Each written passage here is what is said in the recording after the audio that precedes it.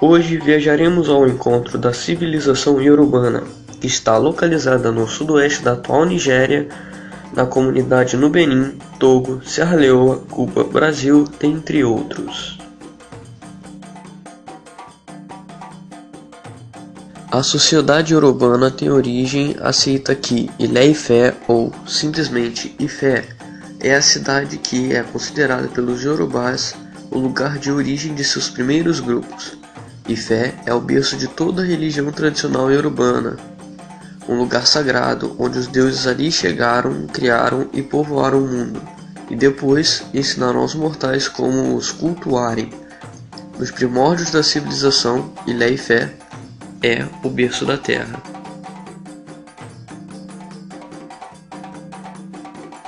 Os iorubás chegaram no continente americano devido à escravização dos mesmos, influenciando a cultura brasileira e cubana. Possivelmente os iorubás chegaram a Benin, Togo, Serra Leoa e etc., pelas múltiplas migrações através do Lago Chad e o Níger.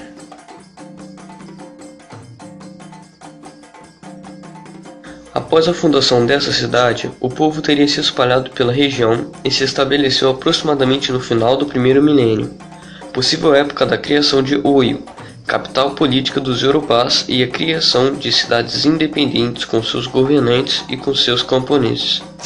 O senhor do reino validava o poder dos mandantes de cada cidade, que era chamado de Bali, e havia a assembleia dos mais importantes componentes do reino, que era na verdade a detentora da autoridade. A sociedade era dividida em cargos. Os guardas-muralha eram mágicos, o babalaô, que recolhia os impostos. Uma aristocracia improdutiva controlava as armas, o poder político, o comércio local, nacional e internacional.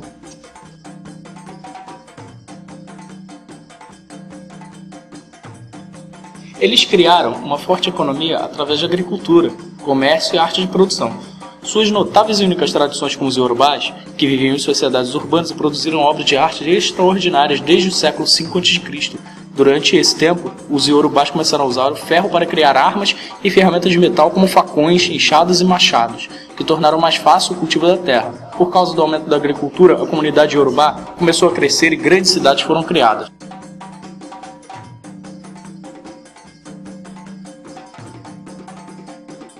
A agricultura é atividade exclusivamente masculina, competindo às mulheres a limpeza, moagem, armazenagem e processamento dos produtos agrícolas. As mulheres cuidam das crianças pequenas, dos animais de abate, basicamente aves e caprinos, do preparo dos alimentos. Outra atividade tradicionalmente feminina é a comercial. Mulheres de agricultores recebem de seus maridos os excedentes comercializáveis da produção para vendê-los. Em geral, organizam-se grupos cooperativos denominados ágio. Reúnem-se em intervalos regulares, realizam poupança conjunta e, ao fim de cada encontro, a quantia reunida é entregue a uma das integrantes do grupo. Essa ajuda mútua tem possibilidade de independência econômica a muitas mulheres. No contato com a modernidade, a condição feminina tem sofrido alterações significativas. Atualmente, as mulheres têm negócios próprios, ocupam cargos políticos, trabalham em embaixadas, cortes e ministérios. Os homens, que optaram por casamento poligâmico, abrigam cada esposa e respectivos filhos num dos quartos e reservam para si próprios um aposento de uso exclusivo. E alguns abguile, agregado de casas habitadas por pelo menos um membro de um clã. Há um aposento para os rapazes. Ao casar, o rapaz conduz a moça para morar consigo na casa dos pais e, caso não haja espaço suficiente, realiza-se a construção da nova casa ao lado da já existente.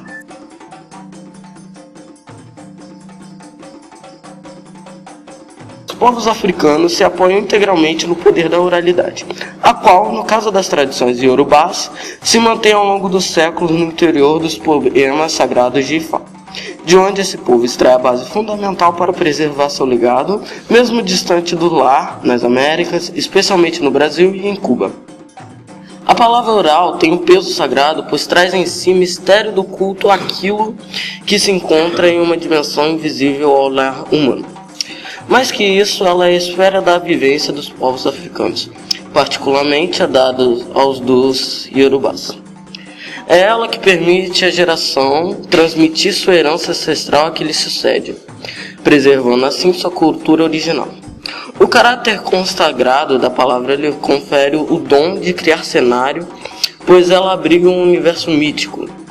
Seus mestres têm a responsabilidade de estabelecer vínculos de conexão entre as entidades divinas, os ancestrais e os futuros iorubás, disponibilizando o legado cultural desta civilização. Os versos sagrados de Ifá constituem um meio essencial para estender o cosmo, a cultura, a religiosidade, a educação, a poética, a dança, o legado musical, a estrutura política social, as interações sociais, a configuração do perímetro urbano, o meio ambiente, a relação com os ancestrais e a ciência praticada pelos iorubás.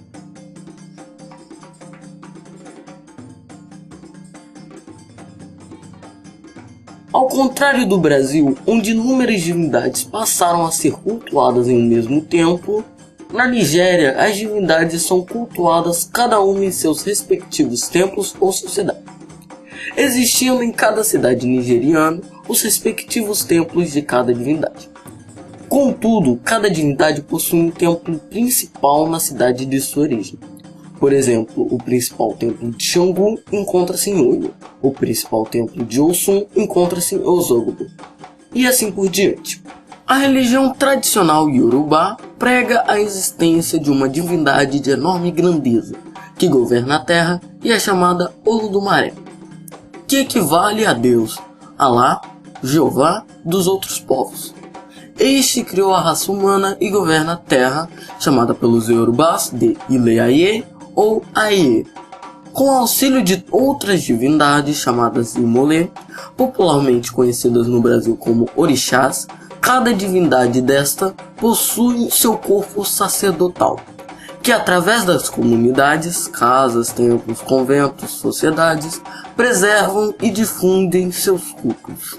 Quando existem pessoas que devem ser iniciadas no culto de uma determinada divindade e não existe um templo da divindade em questão na cidade natal da pessoa, a mesma é encaminhada ao templo mais próximo desta divindade no país. Com toda a recriação da religião no Brasil, esta não teve apenas percas, mas ganhos também.